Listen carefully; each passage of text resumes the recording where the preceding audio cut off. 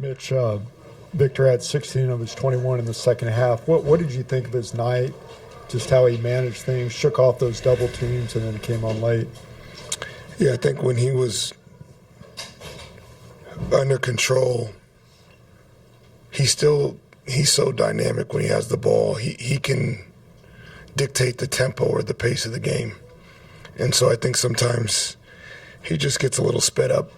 Like, I know it's hard to say because it's him, but any 21-year-old, and he's been out and he's not getting to play as much as he wants. So sometimes he's trying to get right to it. And so it's just a continued growth opportunity for him. And I thought, obviously, when it mattered the most, he was at his best. And we'll take that every time and continue to try to get better. Julian hit the boards, had that big block laid on Derek. What'd you think of his night? I think Julian embodied what we were trying to do and what we have been fighting to do more consistent through this stretch in terms of just putting our energy into the right places and not allowing outcomes, results, or shots to dictate that energy. Victor had that sequence late in the fourth where he didn't get that transition basket, and then they attacked him in the veer, and White was able to get by Fox just because he kind of passed Fox along. When you see him have those moments where he kind of gets on tilt in transition, and then they're able to expose him on the other end, how do you coach him through those moments? If I'm following you, I believe it was in the fourth when it was a little up and down. I probably could have coached him harder by calling a timeout.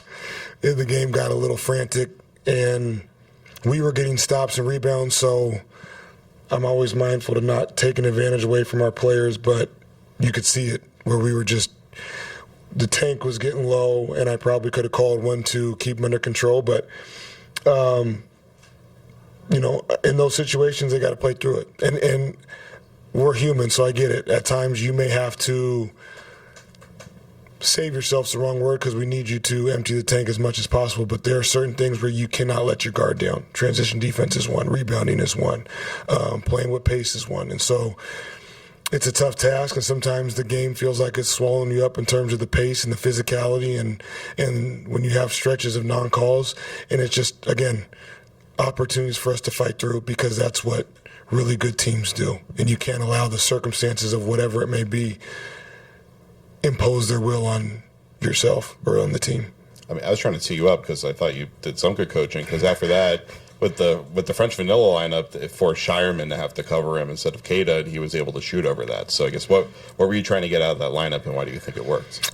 It's a lineup, obviously, we played a little bit more during the start of the year. It's been hard with circumstances out of our control. We like the lineup a lot in terms of it gives us constant rim protection. We have to be better and be better in terms of we need time to learn what that looks like for everybody else in terms of whether it's navigating, getting over pick and roll screens, pressing up, because you always have a constant of one of those two as your low man on the opposite side, them getting better at communicating, talking that out, bigs in, smalls bigs down, smalls up. And so it's going to take time. But the idea of it in terms of rebounding, in terms of it doesn't sacrifice anything we want to do spacing-wise, Luke's extremely smart. I think it has a lot of a potential. It's just we have to be mindful and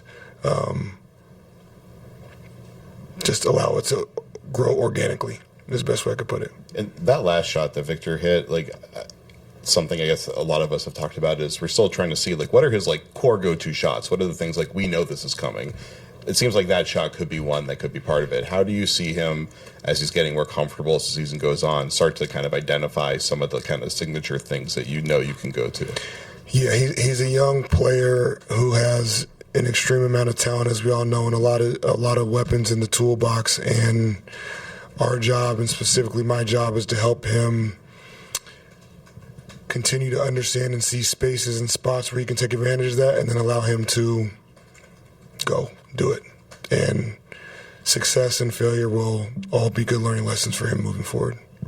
So one last one.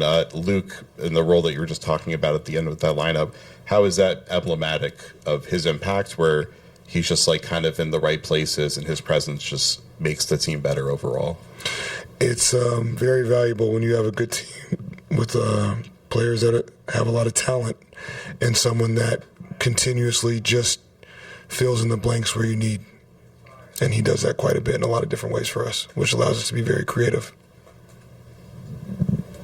Yes.